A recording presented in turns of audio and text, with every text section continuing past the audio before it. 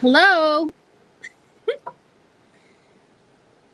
I am here in the Philippines and I'm in the jungle and kind of laughing at myself because I didn't know where I would be at this time. But I am here and this is like actually Philippines. I am in I was in Davao, so now I'm way up. We had a quite a road to get in here. Um, but yeah, so I'm up in this. They got me this little space. I'm in this little hut, and I'm legitimately here. So when you say green screen, I'm like, that is a green screen. So there you go. And I did not want to say, oh, I can't do this anymore. So ventured. I have ventured up this little stairway. I have come up here. And so I am just doing this. So I feel like my hair is like the humidity. It's uh it's hot and I have I'm just sitting up here. I mean, honestly, you guys, this is legit. I told you I was going to the Philippines. It's not a joke. Um but thank you for being here as I figure this out. But I didn't want to disappoint you. So let us know where you are watching from. I have such a beautiful guest today, and I wanted you to meet her, to know her. She is a dear, dear friend. It's 10 a.m. on the 25th of January. In Calgary, where I usually do my broadcast, it is 7 p.m. So I am already in the future. So with further ado, Kenneth Allen Bay is watching. How lovely. So without further ado, I'm going to let my guest come on here, and my precious friend Cheryl is here. Hello, Cheryl. Hello. How are you? Welcome. Thank you. Good. How are you? I'm good. You're not just in the future. Well, you are in the future and it's warm where you are. It's. Yes, it is. It's I don't know. I don't know what temperature it is. I can check that out. But Warmer than it's here, I can tell you. definitely warm. Yeah. But yeah, so Cheryl and I have known each other for I don't know, maybe 3 or 4 years. Yeah, about Maybe that. 4 years. Like yeah. And we had things in common, and I'm sure she will talk about that. And she has an amazing story. She is such a beautiful woman of God, and I'm so thankful for her. But she has a journey of getting to there, and that's what we want to talk about. We're real, we're raw, we're relevant, and she just shines Jesus and is so for the people of God and wanting others to be able to experience that relationship with God that she knows. But it was not always the case. So that is what we want to uncover today. And so I am going to let you go, and hopefully this all works and that I stay connected and everything. It is 27 degrees in Davao. That's where I am. Nice. So I'm 27 degrees.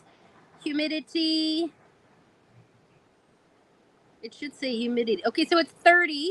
It feels like 30. Yeah, humidity is making it feel. Oh, humidity is 80%. The dew point is 23 degrees right now, something like that. So anyway, yeah, it's hot and it's humid, and it's Philippines. And for those that are going to tune in later, uh, I'll give you a tour of where I am. But this is legitimately, I'm Philippines. I still have a bit of the trip. It's been an amazing trip. So we will. put that on that you can put on. You can share the broadcast. You can give to www.myem.org. I'm still on my Philippine mission trip. So take it away, Cheryl. Love you so much. Well, thank you. I'm thankful that you have asked me to be on this broadcast. It is an honor to do it and to bless you. And I do hope that lots of people tune in and listen. So yeah, so my testimony is long and winding, and I didn't, I grew up in Saskatchewan. I didn't grow up in a Christian home. There was a lot of turmoil in my history, in my growing up years, and it just wasn't a conducive to a lot of, there was no peace, no stability, no, that kind of thing that people, a lot of people get to experience. That wasn't my experience. If there's any questions that you want to ask as we go along, just go ahead and ask me, or if you want me to shoot ahead or whatever, that's good. So to start with, I'm the fourth of 5 kids in my family, and there was always, I found out from my mom years after, when she was actually sick, that there was a lot of controversy around my conception. And so my mom and dad were apparently having some relational issues at that time. And when I was born, my dad wasn't completely sure whether I belonged to him. It wasn't that my mom had been unfaithful, but he drank a lot. And so what added to that confusion was the fact that my older siblings all had blonde hair and blue eyes, and I was not born with those attributes. So there was a lot of, I always called myself the invisible child when I was growing up. So that, it wasn't until I was probably 10, 11 years old, my youngest brother and I look an awful lot alike. And I remember my mom setting our school pictures on the television set, and asked my dad to look at them and see how much we looked alike. And that was kind of a little bit of a turning point at that point in time.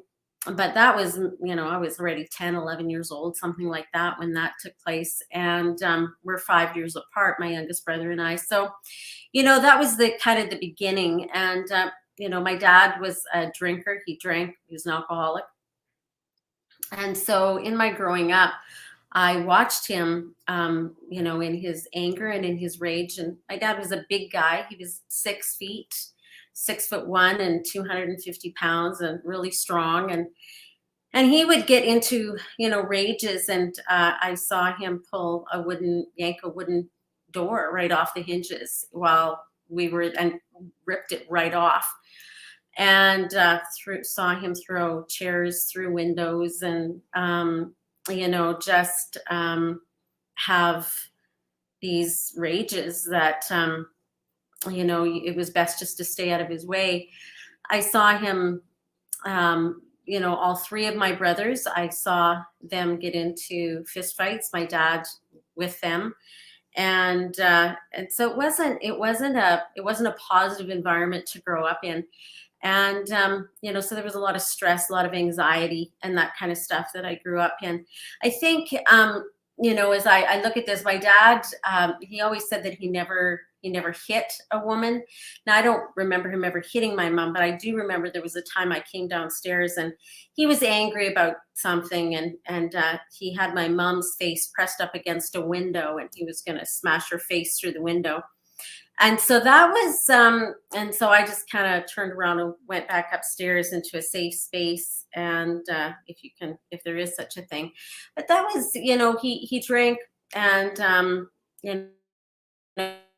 I don't know whether it was when he was drinking or when he was sober that he had those rages. That I don't really remember, but there was a lot of that kind of thing that happened. And, we were told all the time that we had it so much better than other people. And I'm like, wow, other people must just live in hell itself, right? I couldn't imagine what it would look like for somebody else who had it worse than we did. Not that it was always bad. I can't say that. My dad had some really good times, and my mom had some really good times, but it was very volatile and very not safe a lot of the time. My mom in that environment just wanted everybody to be to get along, and hopefully, I think that her hope was is that we would keep my dad from going into the rage. It was never successful, but you know, it was what we knew. And you know, the bright spot in that period of time in my life was that my mom's mom was a Christian, and she had, you know, come to know the Lord, I don't know, probably in her late 30s, early 40s, and she had a tremendous salvation. And she would, I didn't know anything. My dad's mom just spoke German. I couldn't have a conversation with her. I knew the smallest of things. I understood that, you know, when she was saying, do you want more food, drink your milk, go outside, you know, the little commands, right? It was kind of like, okay, I can understand that. But for the most part, there was no communication there. And I think, you know, I remember, you know, for years, she passed away when I was 13, but I remember coming up the stairs at her house, and she would always take my face in her hands, and she would look at me and she would laugh, and she would call a woman, she would say this, a woman called by God, a woman called by God. And that's all she really would say. And I had no idea what that meant. I didn't know the Lord. I had no concept of what it was she was trying to say, but it made me yearn for something. And I didn't even know at that point in time what it was that I was longing like for. She was prophesying over you. She was, and I had no idea. She really was. Yeah, she was, and I had no idea. Yeah. But it touched me, and it reached down into the center of my spirit, and I had no idea what was going on. But we had lived in just outside of Saskatoon, in a smaller community outside of Saskatoon, Saskatchewan, and just shortly after my brother was born, I guess, well, I would have been going into grade 3. So he would have been, what, 2, 3 maybe. We had moved to a small community in the south of Saskatchewan, Maple Creek, Pie Pot area. A lot of people have never heard of Pie Pot.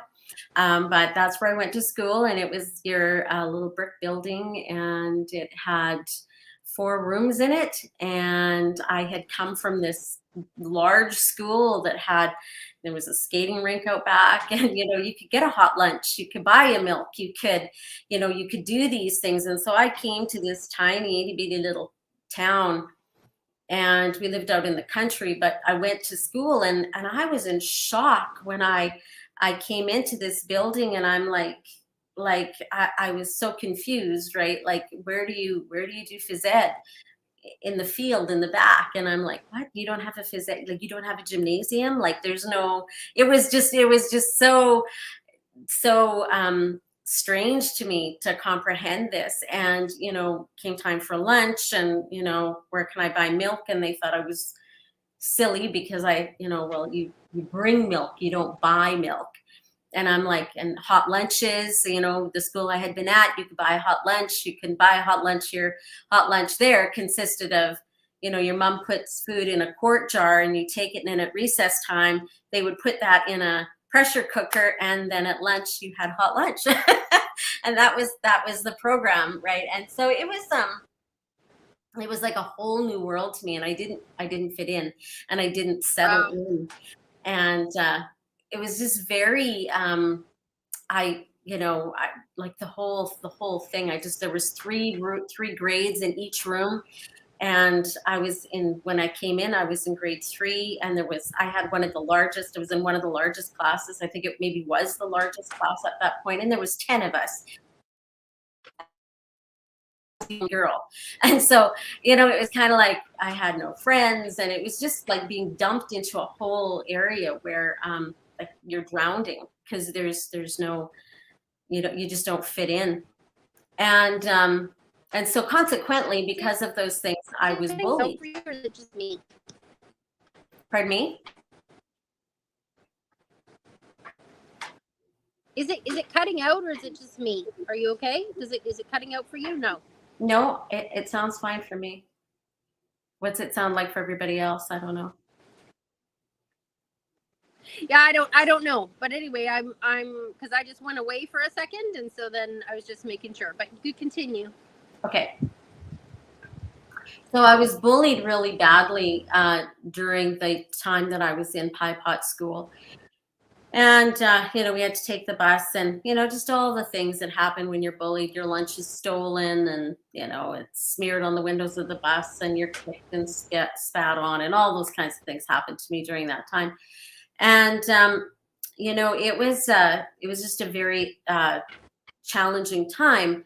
And I have to backtrack a little bit and I have to go back to when I was 6 years old.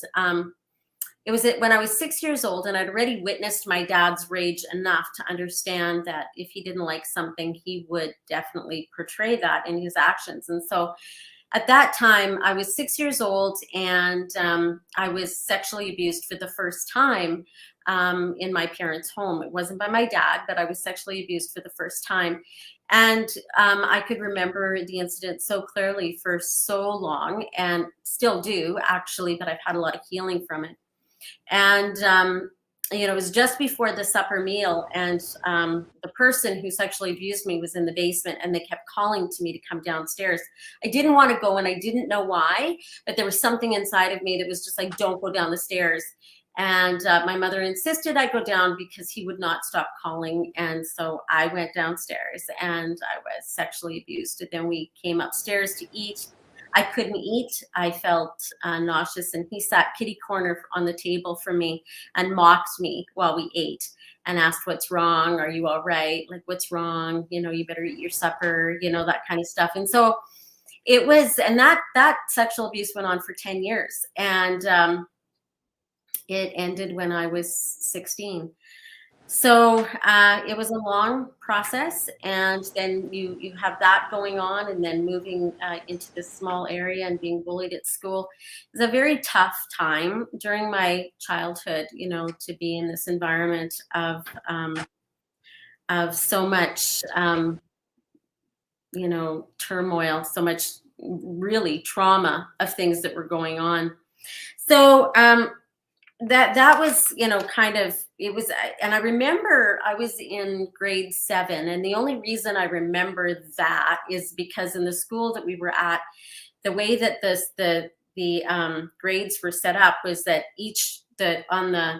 when you open the door, it was like grades 3, 4, and 5, grades 6, 7, and 8, right? And so I was in the center, so that's how I know I was in grade 7. And just there were so many things going on. I remember sitting there one day, and there was just all of this, these words that had come at me, and it was just a really hard day. And I remember sitting there and deciding I didn't want to feel that way anymore. So I began, and I realized what I've done now, but at the time I had no idea. I just wanted to feel safe and protected. So what I did is I began to take these invisible bricks in my mind, and I began to build a wall around myself, brick by brick. I was visualizing it as I sat there, building this brick wall around me so that I could see out and I could see people, but nobody could touch me and nobody could hurt me. The scary part about that is that was so successful that when I went into grade 8, I had forgotten everything.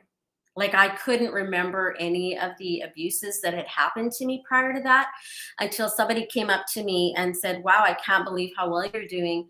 Like, it's almost like you can't remember anything that happened." And I'm like, "What are you talking about?" And they said, and they started to talk about all of this abuse that had happened. And then I was upset because I thought, well, shoot, now I remember. What do I do with this, right?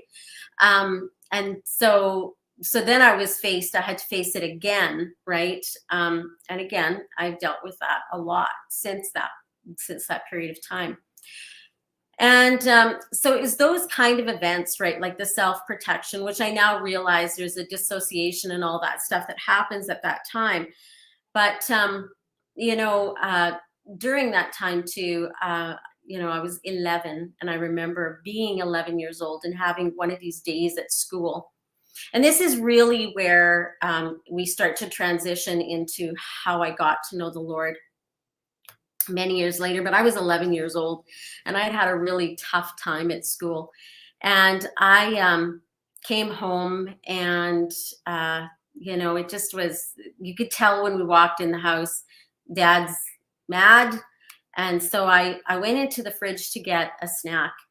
And I opened the fridge and I saw my daddy's rye bottle, and I was 11 and I took my first drink. And so I was maybe 60 pounds, 60, 65 pounds, always was this tiny itty bitty little thing. And I took my first drink and I remembered how it hit me and how I felt it and how it just helped me to just relax in the moment and just to put off and to I didn't get drunk, but I just it didn't take much. I was 60 pounds, right? So, you know, you take a couple of drinks of, you know, straight up rye when you're 60 pounds, you feel it immediately. And so that began for me a habit that continued for many years. And when I got to be in grade 9, I started to stay in Maple Creek with a friend of mine as often as I possibly could. And we would go out on the weekends and I would get drunk. And I would do this at least once a week. And so that, and then I would spend the next day recovering, and then I would go home on Sunday night. But and that was kind of how I spent quite a few years, was, you know, going into town, getting drunk, and sobering up and going home. So, you know, that escalated. You know, it didn't take long before it wasn't 2 nights a week, and then, you know, things escalate when you're in that kind of environment. And so I think when I wasn't allowed to date till I was 16 years old. And being in a small town, I had gone to a party, and I had met somebody there.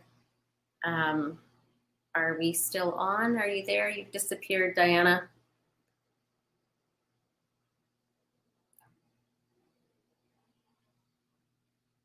Okay, well, I'm going to keep talking.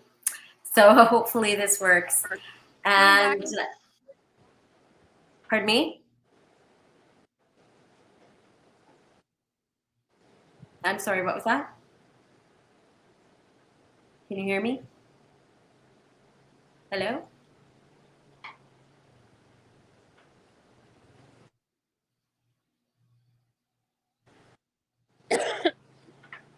Okay, Ken says it's still working, so I'm going to keep talking. So when I was 16 years old, I had we'd gone to this party, a lot of us, me and the friend that I always stayed with, we'd gone to this party. And the guy that had, you know, we knew everybody in town, right? And he offered to drive me home. And instead of driving me home, he took me out into the middle of a field and he raped me. So I was raped at 16. And then, as you know, living in a small town is so weird because you know everybody. And so my first boyfriend happened to be a good friend of the guy who had raped me. And it's so convoluted in a small town, right? Like, and so, you know, you just spend time with people you'd rather not spend time with. And you know, but what happened to me at that point in time is I became so angry. I became so angry with my circumstances of my whole situation of being in this environment with, you know, my dad and the sexual abuse, and then the date rape, we'll call it that. And that when that had happened, I did everything in my power to destroy that guy. I talked, I said things, and I'm not proud of any of that, but I didn't know the Lord. And so I thought, I knew I couldn't go to the police because he was a prominent businessman's son. And so yeah, I knew how it would work. And so I just decided that I would say nothing. I wouldn't go that route, but I decided to take it into my own hands and verbally try to destroy him as much as I possibly could. since then, actually, many years later, he actually came up to me when I was in Maple Creek when my mom was sick and dying, and he came up to me in the Burger Baron or whatever it was called at that time, and he apologized to me. And I had never expected anything like that. But from that, and I just looked at him and I'm like, thank you. And I didn't know what to do and I didn't know what to say. But I drove out of town, and when you come out of town, you kind of go up this hill, and I pulled over and I just bawled because I'm like, I never expected that to happen. I can't believe it actually did happen. But anyway, God is good, and he does bring restoration in a lot of these areas. And I'm so thankful because of the things that, he's done for me. So I dated the first guy for 2 years, and he had a drinking problem, and he also got into drugs. And so I got into drugs, right? And basically anything he brought in, I did. I had a couple of rules. My rules were I was never going to stick a needle in my arm, and I never did. That was the basic primary rule. And but other than that, for the most part, most things were a go. And I did a lot of different kinds of drugs. And if somebody would have asked me at that time if I was doing the things I was doing to deal with the pain that was in my soul, I would have said no, because I had no idea that that's actually what I was doing. I just wanted to feel good. And I think, so I look at people who have addictions to anything, and I think, it's not like they may not even know what it is that they're doing. They may not understand why they're addicted to the things that they're addicted to, or why they're doing the things that they're doing. They're doing it because they just want to feel good. They just want to feel happy. They just want to have a moment in time where they don't feel the stress and the pressure or the whatever, but you don't make those connections. And I never thought I had a problem. My mother was pretty convinced I was an alcoholic. And because by this point I was definitely, getting drunk at least twice a week, plus the other stuff. But so if your mom died when you were 13, my grandmother. She was saying that when you were like, oh, your grandmother was telling you. No, my grandmother passed away when I was 13. My grandmother. Oh, your passed grandmother. away when Okay. I was 13. Yeah. And the reason I remember, who believed in you. Yes, she's the one who believed in me. She gave me a Bible when I was about 10 and led me through the sinner's prayer. And I did it because it was grandma, and I had no idea really what I was doing. But I had gone through that. My mom passed away when I was in 2001. So yeah. Okay. Yeah, sorry about that, if that's not clear. No, yeah. So my mom was concerned that I was going to end up in the same situation as my dad was, and that I would have this alcohol problem, and probably I would have if the Lord wouldn't have stepped in. I could say that that's probably very sure. I would not be where I am today without the Lord. And so, as I walked through that time with him and experimented with all of these different things, even though I knew it didn't make me happy and I didn't really like it, I didn't like the after effects, because you can feel it days after, or at least I did. And I don't know why that was, but I had when I don't know how old I was, but on one of these parties when I was dating this guy, I'd had a really bad trip.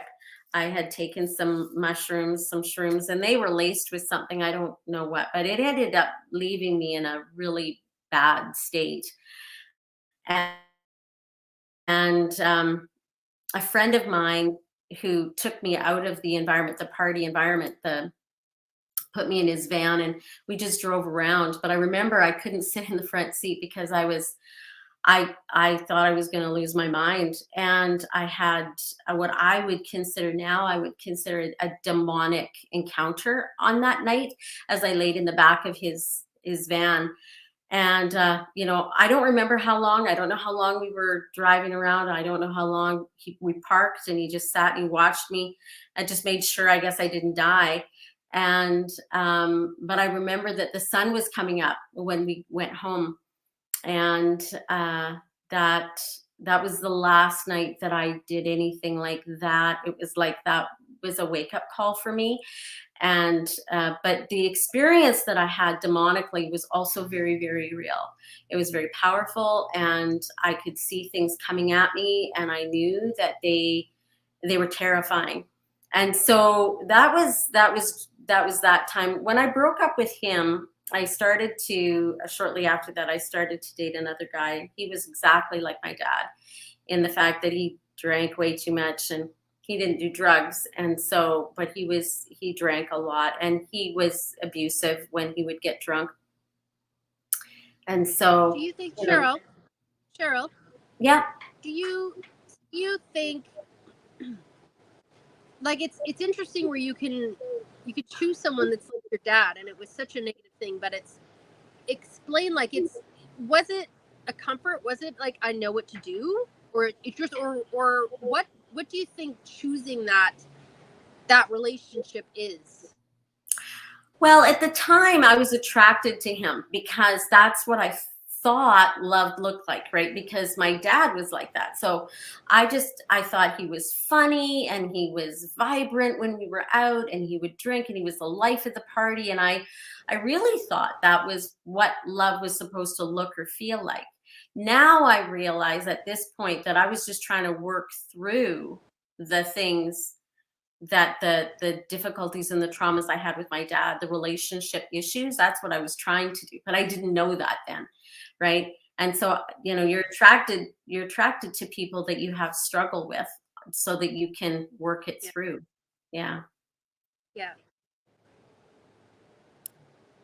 Yeah. So we dated for about 2 years, and we were living together. And we broke up because he was, you know, he was unfaithful. I could have lived with the alcohol. That's the weird thing, right? Like, I was willing to live with the alcoholism. I was willing to live with the abuse, but I couldn't live with the unfaithfulness.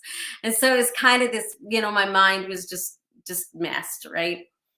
And so just continuing doing what I was doing, living, going, doing these things, and working in Maple Creek. And I had some other encounters during that time too that were powerful, not good encounters, right? And you know, you can't.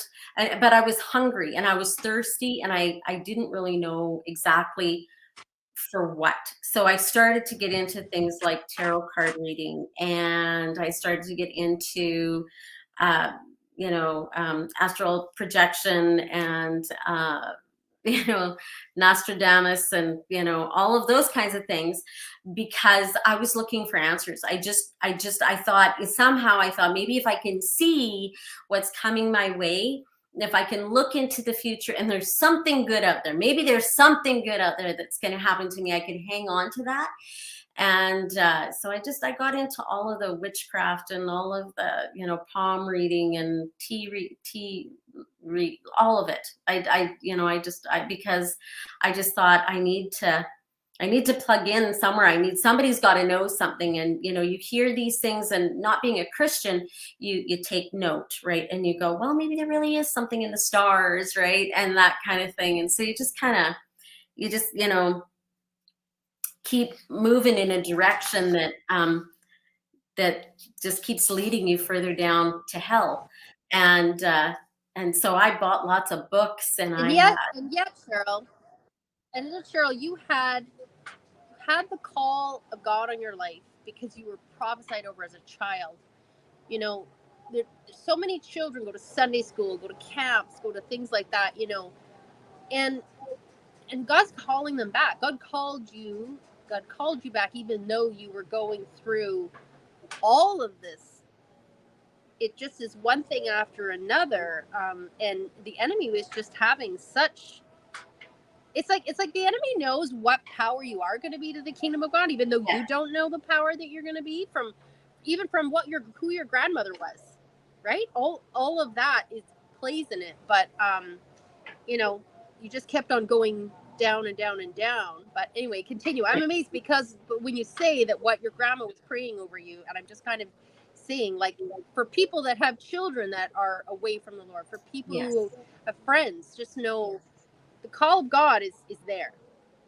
Absolutely. And you know, my grandmother was she had a whole story all of her own. She was had you know, back in the 30s, right? She had 3 children, all out of wedlock, all by 3 different men, all of whom were married. And so she had a crazy story that just, and she would be honest, right? And she would just talk to me. She'd talk to probably all of us, but I remember sitting with her and her having a conversation with me and her just, you know, and, you know, my mind was so twisted with so many of these things, but I remember her asking me, you know, never to smoke. Don't ever smoke. And I promised her I would never smoke. And I never did. Never smoked cigarettes anyway. So I promised never to do that, and I didn't. And then the other thing is that she goes, you know, she said that she had mocked these young girls who had gotten pregnant out of wedlock, and she goes, and then I had 3, and my story, and she goes, and here's the thing, she goes, God will forgive you and God will forget. She goes, but people will never forget. So watch what you do, because those things will follow you forever. And I remember going, okay, Grandma. And again, I was quite young because she died when I was 13, but she inspired me in a few ways. You know, she spoke to me, and I heard her advice and I listened to the things that she had to say. And like, and I remember hearing my mom's stories too, right? Is, you know, as the middle child, my uncle was half Chinese and my mom was blonde and my aunt had dark hair and brown eyes. So, you know, you could tell that they were all of various, you know, people. And but my mom said that even that small community that they grew up in is that people never, that it's like she had a stigma because she was my grandmother's daughter. And so just the interesting things that you hear as you're growing up, and the challenges. But yeah, she never did let go of the fact that there was a call of God on my life, and she prayed for me and always spoke into my life every time she was around. I didn't realize how impactful that was actually going to be until many years later. So so when I broke up with my boyfriend who had cheated on me, who was a lot like my dad, I ended up moving to Calgary. And this is where I start to get into the good stuff. And I had moved to Calgary, and there's a lot of other things that have happened during the course of time that were, you know, that the enemy tried to take me out, like legitimately tried to take my life before I even knew the Lord. One of those is that I had been in a car, in the back seat of a car that was a 2-door car, and the guys that I was with had started the car on fire, and I couldn't get out of the car. And so I'm stuck in this burning car, and you know, I don't know, at some point I guess they decided to open the door and let me out, and that would be one. Yeah, crazy stuff, right? And so so anyway, I moved to Calgary, and I start to work at the Sheraton Cavalier, and I meet this woman there, and she's a beautiful woman who loves the Lord. And this is such a testimony in so many ways, because she was very unorthodox in the way that she approached me. We worked together most of the time, and she would just take care of me. And so when it was time to go home, she would give me a ride home. But if I wanted to go to the bar, then she for sure would stay, and she would go to the bar with me, and I would drink, and she would have Diet Pepsi or Coke or whatever it was, and she would sit with me, and I would talk about whatever, and she would interject Jesus all the time. She'd talk about, well, Jesus this, and and she would just talk, and she'd answer my questions while I'm sitting there and drinking my whatever. And then she'd drive me home, and she'd make sure I made it into my apartment, and then she'd go home, and the next day we'd do it all over again, right? And she would ask me questions that would get me thinking. And it was about this time that I started to have really strange things start to happen from the things that I had been doing prior, right? Like the astral projection and all that kind of stuff, right? Like, you know, having some weird encounters. And so, you know, Patricia would come and she'd talk with me and she'd sit with me and she'd pray with me and she'd do all of that stuff. And she would just pray protection over me. And that actually made a difference. And I remember taking note of that and going, that's weird. And I think, you know, her approach to me, not that I was, you know, a lost sinner going to hell, which I was, but that I was somebody that, you know, God cared enough about that she'd actually go sit in the cesspool of the bar with me to make sure that I was okay and make sure that nobody took advantage of me and to make sure that I ended up back at home and that, you know, all of those things, and that she just spoke Jesus, whether I was drunk or whether I was sober. She spoke Jesus. She was Jesus in many ways to me. And so it was there that I met James, my first husband. And we started, you know, to talk and to date. And I was not a Christian. I'd learned very early on in my life that, you know, it was better to give myself than to have it taken. So it didn't take long for me to go from, hey, we're dating, now we're in bed, right? Because I had been, that boundary had been eroded very quickly and destroyed. And so it was just safer, I thought, to just give myself to somebody. So James and I very quickly ended up in that environment, but we only dated for about 3 months because I didn't know what to do with this guy, because he was so opposite of anybody that I've ever known. He was very kind and he was very gentle. He was very soft-spoken. He was very slow to anger. And, you know, he asked my opinion on things. I'd never had anybody ask me what I wanted to do. I'd never had my opinion sought. Everybody told me what we were doing and I just did it because I had no idea what else to do.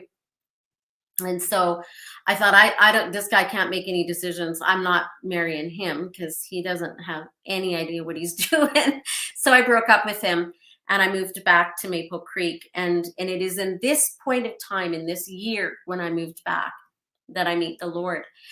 And so I started to, when I was in Maple Creek, I started to date this guy, and we dated for probably about 9 months. And I was unhappy, and I knew I was unhappy, and I knew that I just kept thinking, my life sucks. I'm 23 years old. My life sucks. I'm not going anywhere. I'm very miserable with how things are looking. I'm miserable because I wanted the guy that I'd been engaged to, I wanted him back. Not that that makes any sense, except I thought I loved him. And so I didn't really want to be with this guy. I wanted to be with that other guy. And it was just very messy. And I was just miserable. And we had gone out to the bar and we'd come back to his place. We'd done a few other things, right? Ingested a few other things. And so we're at his house. And this, I have a very unauthorized, the way I got saved, only Jesus, right? Only Jesus. So I'm at his place and we're in his bed and I'm talking out loud about how unhappy I am with things.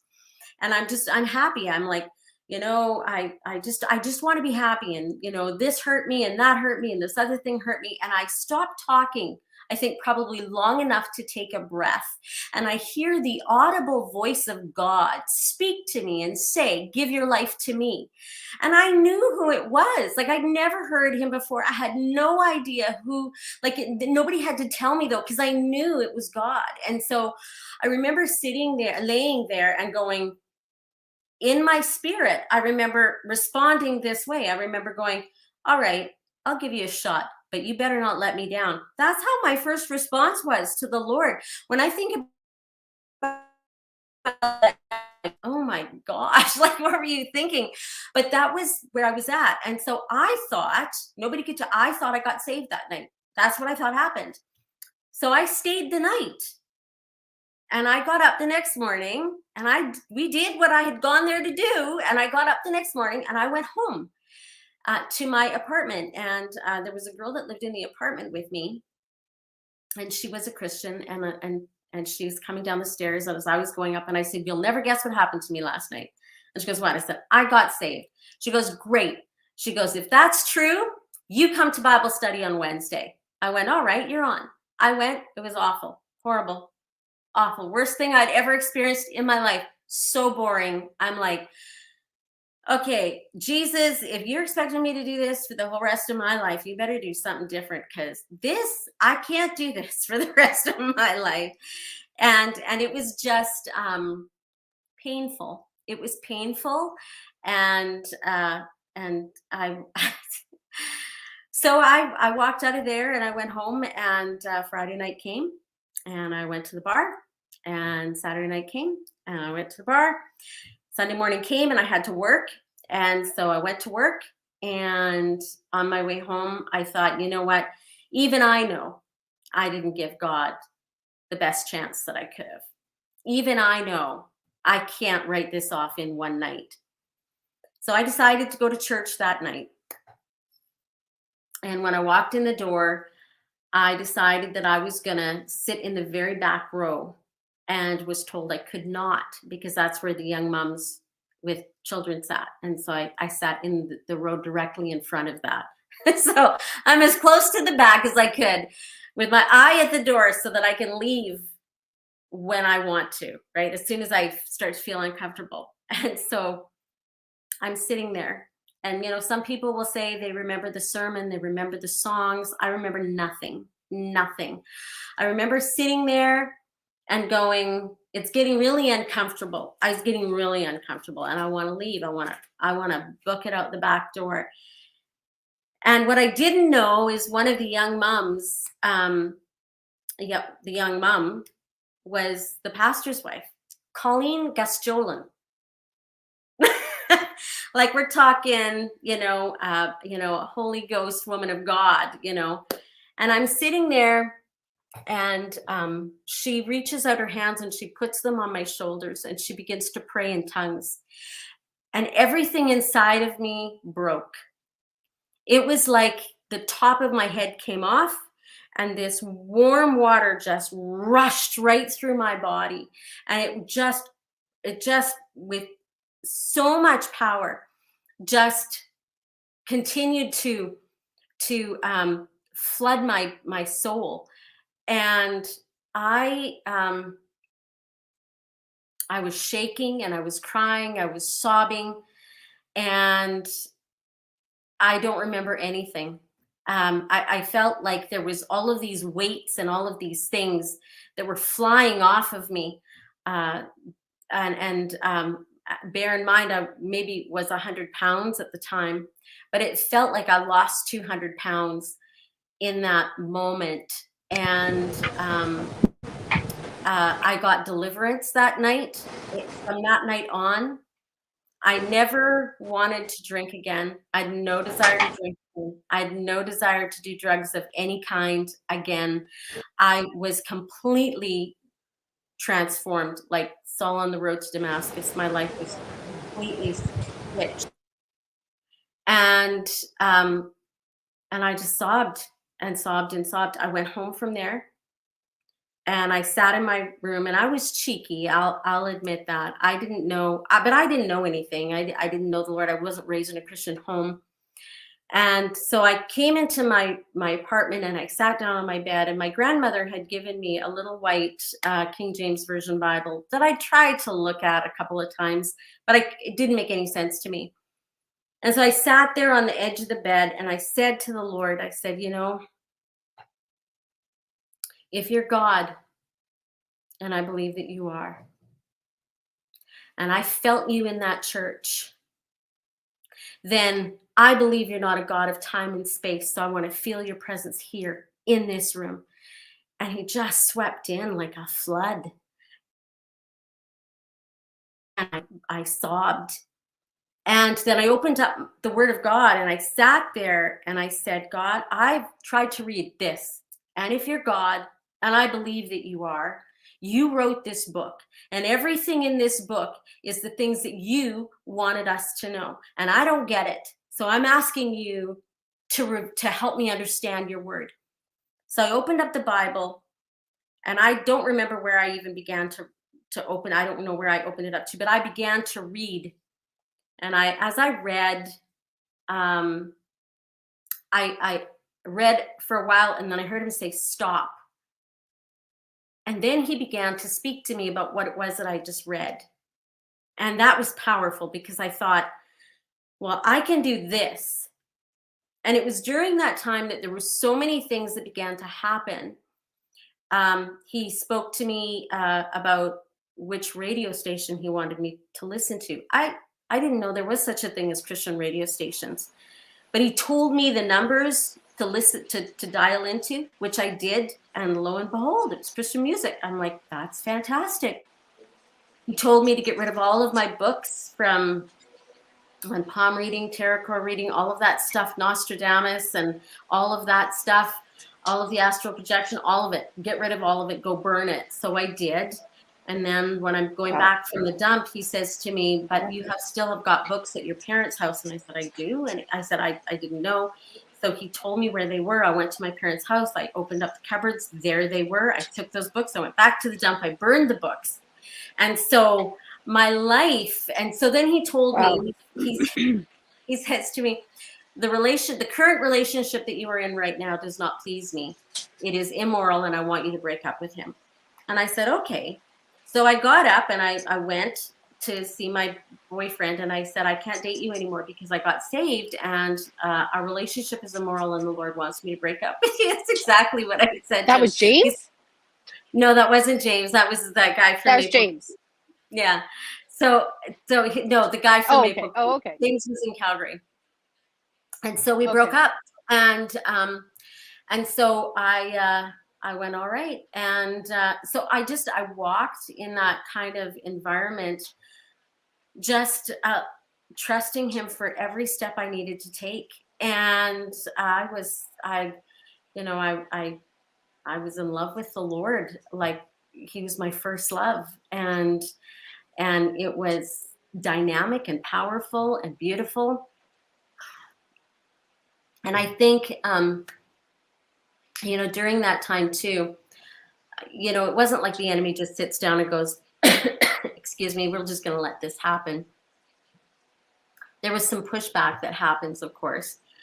And I have a tickle in my throat. I apologize.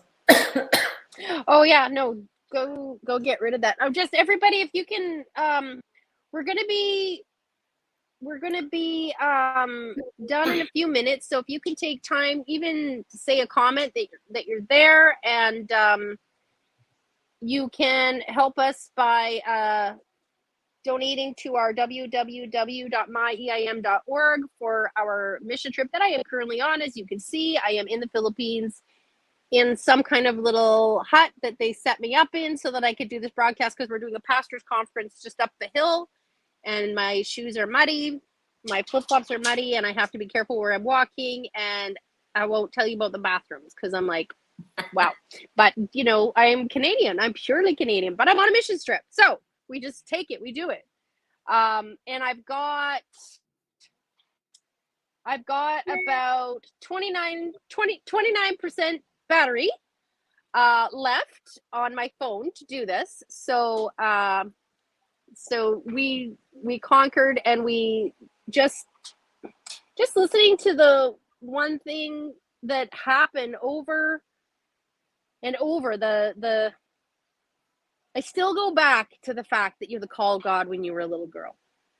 Your grandma, and I mean, we're both grandmas, and we think of our grandchildren, and we just want the best for them, and we believe for them as well as our children, and looking at how God, you're in control, and we have to let go. We have to allow God's agenda to work and his plan to unfold, because all of the pieces to your story, where it was getting so worse, it was getting really bad, and even the fact that you went through that sexual abuse and then you get raped, like it's like, what, how does that happen to someone who's already been through something, and then they've got to go through more? but you like, these are the things where this is raw, this is real and relevant for people of what they've gone through, and you are shining Jesus. So that lady that went to the bar with you and did all of that, you know, God bless her, because every life that you touch, that's her fruit. And you shine Jesus. There's none of that. When you look at somebody on the street, you would say, you know, that was doing things that was not following God. You're like, okay, like, how could they ever? But God, but Jesus coming in to your life and transforming you. And that's what this broadcast is about Jesus wants to come into your life. Jesus wants to come in and transform you, take away your sin. He forgives you for the things that you have done in your life, that others have done in your life. He helps you and restores you as you can forgive them. And even, Cheryl, where this man who raped you came up to you and apologized to you, not everybody gets that as well. And it's almost like, okay, but I'm carrying this bitterness, I'm carrying this anger towards you, and now you just said sorry. Now it's up to us to do the forgiving. And that's the crazy thing, because it's like, as much as he did that against you, now we can't hold that sin against him. Just as Jesus forgave you, you have to forgive him. Yeah, absolutely. You know? And so all of those pieces where, and now you're going to a Bible study that is boring, and so then you said, okay, I'm not going to do this, but then God still came in, and so now you are broke up with this guy and you're just living for God. Yeah. Yeah. And I didn't care whether I got married or I didn't get married. It didn't really matter to me. And because I didn't want to lose what I had with the Lord. And it was just Right. it was so fantastic. And, you know, I think that we sometimes look at that in the course of our life, and we look back and we go, you know, I wish I could be like that again. Well, I do want it to be like that again, but I believe that I'm striving for intimacy, more intimacy with the Lord all the time, right? Because I know I would love to walk in that place again. I know that, you know, I've grown up, and, you know, it's time to grow up, right? Like all that kind of stuff. But, yeah, you know, I think, you know, in that, even with the guy that had raped me, I think, you know, there was a time prior to that, after I got saved, that the Lord was really hard on me. And he told me, this was years before he apologized to me, I had to apologize to him, because the Lord said, you tried to destroy him, and I'm not okay with that. He goes, what he did to you was wrong, but what you did to him was wrong. He goes, he raped you. You tried to murder his character. And I'm like, oh. So I had to apologize to him. And I said, so I was the one that had to start with that and say, I'm sorry, you know, for the things that I said and the way I tried to destroy you. And he didn't know what to do with that. But the Lord used that. And I believe with everything inside of me that before he passes from this earth, he's going to know the Lord. Because how can you not? Yeah. Right? Like, how can you not?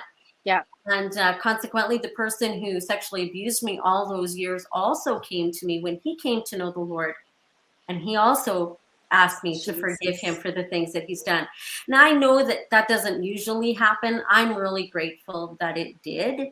But yeah, what a lot for him to carry. Like, you know, what, like, when you finally do see the light, we have to, in that part, I know for part of my journey, it's forgiving ourselves.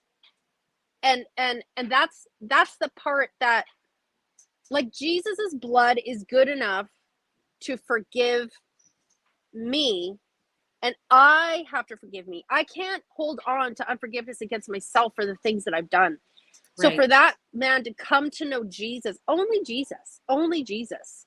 And, you know, here's Linda Jones. She says she forgave her dad and uncles as well for all rapes and lost her childhood. Now, Linda, we met her in Australia. She lives in Arizona right now. She's part of the network. But you know, and she's another one where it's just Jesus shining through her, and that's what it's about. So I love that. So what happened to that lady that helped you? Does she know what became of you?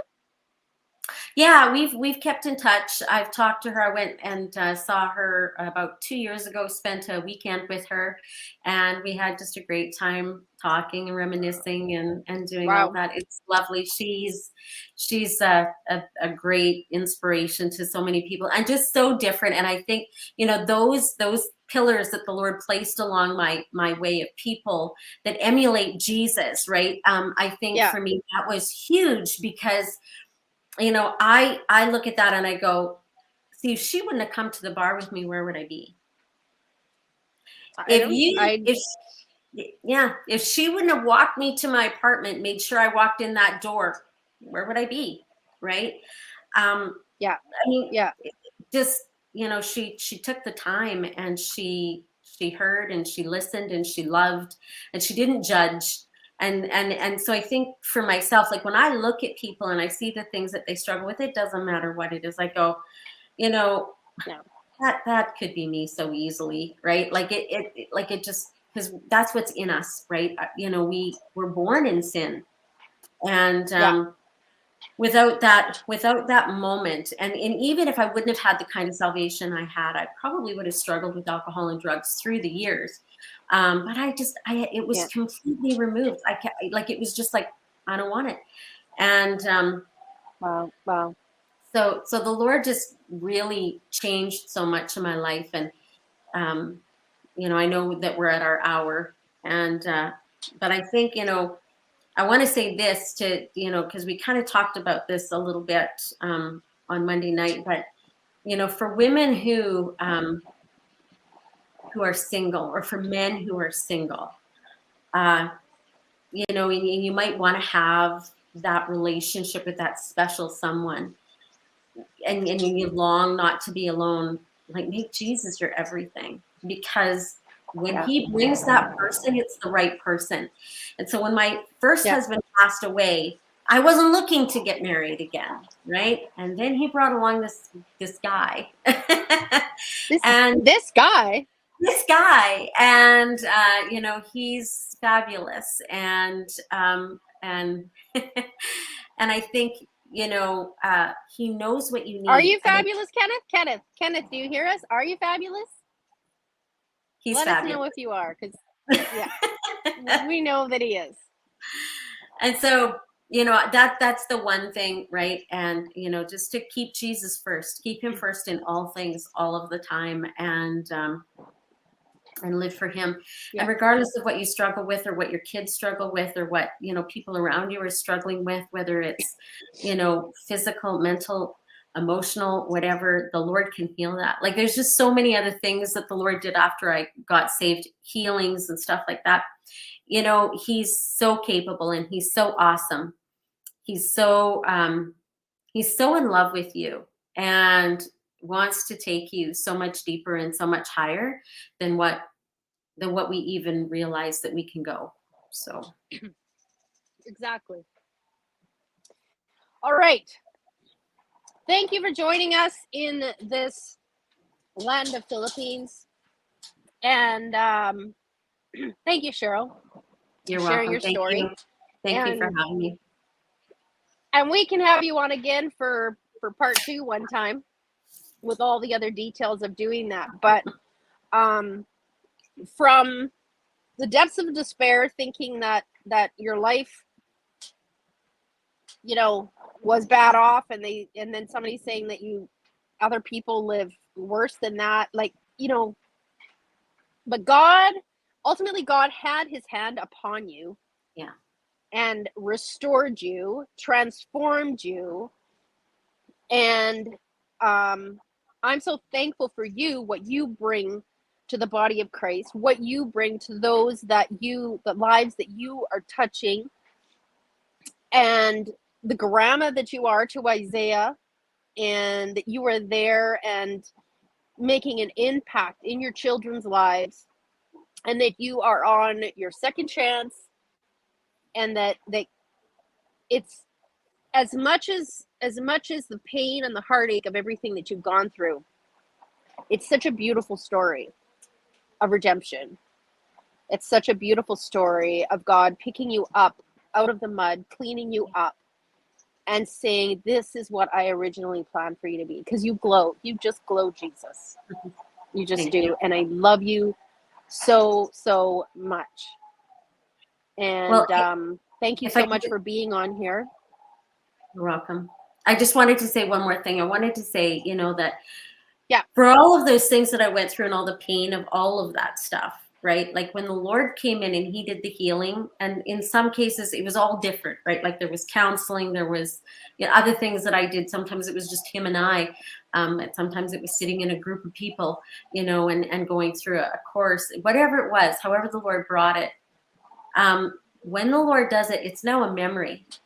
It doesn't hold me. It's not my identity. It's something that happened to me.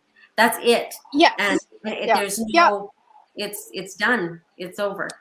Yeah.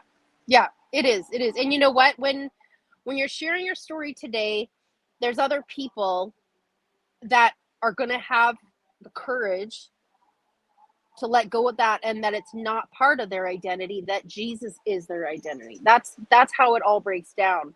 And that's just putting that trust. And I think the world wants us to have that identity and to carry that, but that's too much to carry. Agreed? Like, it's too much to carry.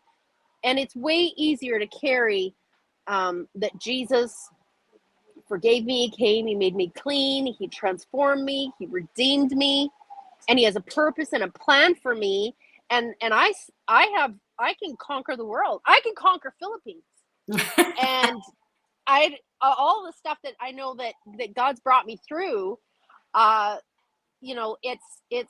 it's amazing, and the lives that we can touch. And that's what it's about. We just continue. We've gone through our trials. We have gone through all of the things that have brought us to this point, and we are able to just say, okay, God, I trust you. You still got this. Did you hear the wind? Yes. It gets a little windy here. It gets a little bit windy, but yeah. So I'm just here on location. Beautiful. Thank you for your patience. As we do this, I wanted to be, this is my third broadcast. I wanted to continue doing it and not say, oh, I'll cancel and I'm away. I want to continue to do this. And thank you, Cheryl, for being a part of it. Thank you for being number 3 in my broadcast. And then, maybe we'll have you and your lovely husband on one time, because that might be a party on the show. That'd be awesome. Yes. That would be awesome. It'd be awesome. Okay, I love you so much, and thank you everyone for joining in. I am tuning out. I'm going to go now. I go up to the pastors' conference where my husband is, Bishop and Robbie. They're speaking. There's leaders. They're worshiping up there. Philippines is amazing. God is alive here. The worship, they teach us so much, because their hearts, they're so hungry. And I love it. I got Lane on here. I was at lunch with her yesterday, and she's going to be on the show coming up as well in the next few weeks. So stay tuned for that. So anyway, blessings, everyone. Thank you so much. Love you. Yeah, love you. All right. And there we go. So thank you so much for tuning in, and just message in the comments as you watch, and if there's other things that things that have encouraged you, we love to see those comments, and just pray blessing upon you. Enjoy wherever you are. I mean, I've got the rest of the day now. It's 11 o'clock in the morning on Wednesday, January 25th, and I know some of you are still on the 24th. So thank you so much. And let me see if I can put my closing things on here. I think I can. All right. Take care. Bye. Thank you so much. See you next time.